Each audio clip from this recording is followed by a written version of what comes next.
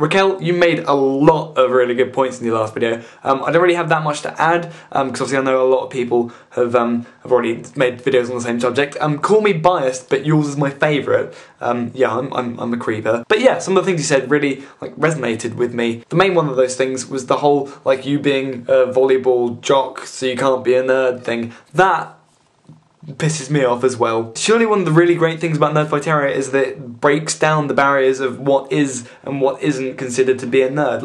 I am a nerd. I am a massive, massive nerd. But at the same time, I'm what most people would consider popular. You know, I go out and I drink with my mates in town. I do gigs with my guitar and sing. I'm on the surf club. I'm going to be on the surf committee next year. So what? Am I not allowed to be a nerd because I do all those non-nerdy things? No, because being a nerd fighter is about bringing together basically polar opposites. It's a place where everyone is essentially on the level footing because the only thing they've got in common with each other is that they want to make the world a better place and that they like things. And that thing was one of the things that genuinely really does quite annoy me, is the sort of preconceptions of what you need to be in order to be a nerd and then to be a nerd fighter. For instance, this might alienate some people, but the whole point of the argument is that this shouldn't alienate you. People assume that I am a massive Doctor Who fan. I'm really not a massive Doctor Who fan. I like it and I watch it if it's on, but I don't go out of my way to catch up on any of the missing episodes, right? I probably watched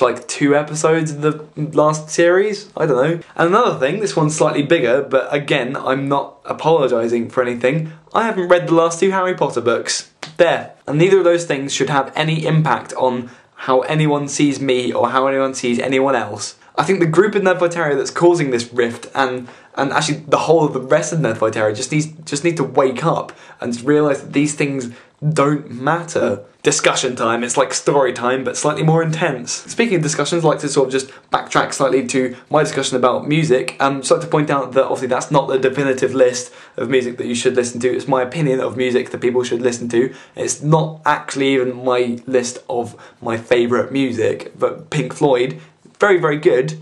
I don't think I even have it on my iTunes, to be honest. I just think that those are the 5 albums that, if I was dictating the world, those would be the 5 albums that everyone would have to listen to before they die. Otherwise, I think they'd be living an incomplete life. Thank you for all of your comments and suggestions of bands. I think the band Tool popped up a couple of times. I haven't listened to them yet, but I will do. I'll let you know what happens with them. But the main point I wanted to make is that that video actually ended up with about 20 minutes worth of usable footage of me just waxing lyrical about Radiohead and Bon Iver and Chris Cornell and things.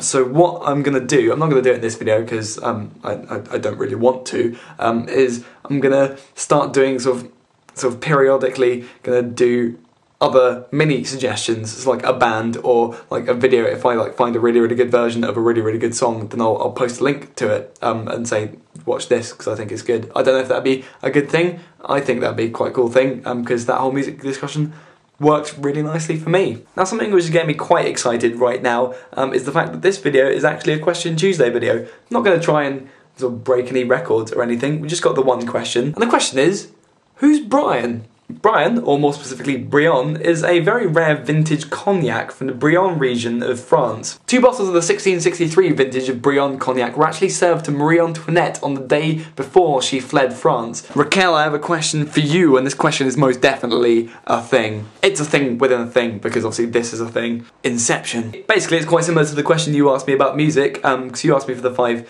bands that I'd recommend that you listen to before you die. I want to know, because you're an actress, I want to know what the 5 film acting performances are, like the definitive ones that you think everyone should see before they die. So yeah, I look forward to your face and I look forward to your answer, and I'll see you soon. That was a particularly erotic eyebrow movement.